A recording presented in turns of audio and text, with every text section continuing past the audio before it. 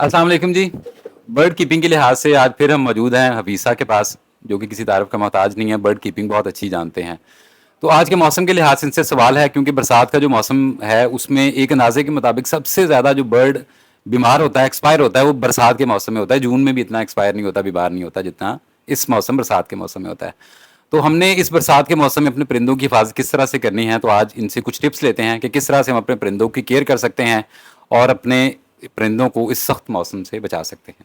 जी हफीज़ साहब। जी, वालेकुम सलाम रहमतुल्लाहि व बरकातहू। जी वकास भाई, बहुत अच्छा टॉपिक आपने सेलेक्ट किया है। उसमें जी सबसे पहले तो ये है कि इस मौसम के अंदर जो है आप देखें, इंसान भी जैसे ही आप किसी बंद जगह पे जाते हैं तो फ़ौरन पसीना आना शुरू हो जाता है। तो यहाँ तो ये है कि आपके पास एयर कंडीशन लगाओ तो वो हर बंदा अफ़ोर्ड नहीं कर सकता। तो उसमें सबसे मेन चीज़ ये है कि आपकी वेंटिलेशन बहुत अच्छी हो। एक तरफ से बाहर से हवा आ रही हो और दूसरी तरफ एग्जॉस्ट फैन लगी हो, वहाँ से क्रॉस हो रही हो। तो ये सबसे मेन पॉइंट है कि वेंटिलेशन इस मौसम में आपने बहुत ज़्यादा देनी है। उसके बाद लोग क्या करते हैं जी, कूलर लगाया होता है गर्मी में, मई जून जुलाई में। तो इस मौसम में जो है ना, आपने उसका पानी बंद कर देना। उसकी बैक के जो चिक होती है उसको आपने उतार देना है और वहाँ से फ्रेश एयर अंदर आएगी। पानी नहीं, अब अपने पानी के साथ कूलर नहीं चलाना, क्योंकि नमी होगी तो वो बर्ड्स के लिए ठीक नहीं है। और दूसरी जो लोग गलती करते हैं वो ये है कि रूटीन में हमारे होता है कि महीने बाद ट्रे साफ़ करते हैं। तो इस मौसम में हमने कोशिश करने के वीकली जो है वो ट्रे साफ़ करने हैं, क्योंकि आम दिनों में गर्मी के अंदर जो है आपके ड्रॉपिंग जो है ना वो ड्राई हो जाती है। इन दोनों में चूँकि नमी होती है, बट ड्रॉपिंग करते हैं ट्रे के ऊपर, स्टिक के ऊपर, तो वो ड्राई नहीं होती। तो बाज़ दफ़ा दाना शाना या आप सॉफ्ट फूड देते हैं, वो साथ लग जाता है, वो खाता है बट तो बीमार हो जाता है। तीसरी चीज़ जो मेन है वो है पानी। पानी आपने कोशिश करनी है कि हर 8 घंटे बाद, 8 घंटे बाद नहीं तो 12 घंटे बाद आपने चेंज करना ही करना है।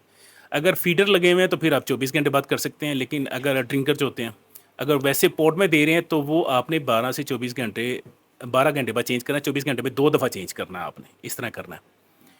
तीसरी चीज़ ये, लोग शावर करते हैं, गर्मी में शावर करते हैं, लेकिन बरसात में आपने अगर तो टेम्परेचर आपका 80 से कम है तो फिर आप शावर कर सकते हैं। अगर 80 है तो चूँकि पहले ही हबस हुआ है, पहले ही नमी ज़्यादा है, आप करेंगे तो बर्ड जो है आपका डिस्टर्ब होगा।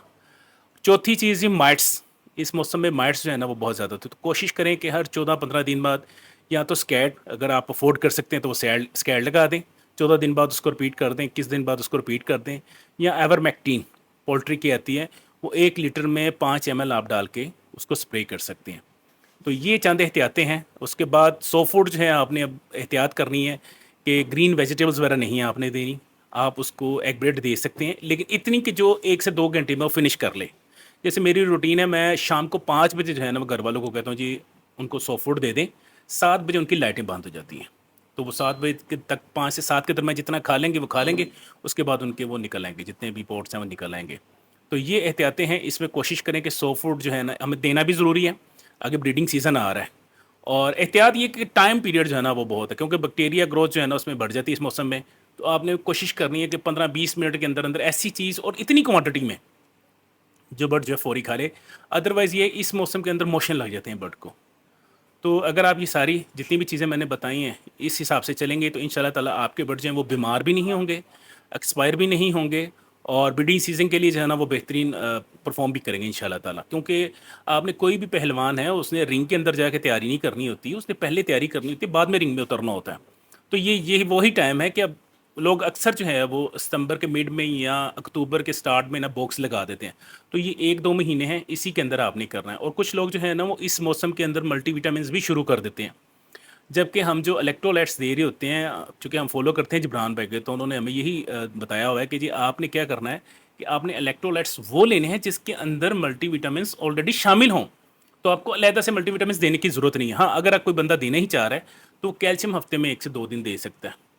तो ये छोटी-छोटी एहतियातें करेंगे तो इंशाल्लाह ताला आपका ब्रीडिंग सीज़न भी अच्छा गुजरेगा और आपके बर्ड्स जो है ना वो आई होप सो कि आपने आज की वीडियो लाइक की होगी। Thank you for watching. अल्लाह हाफिज़।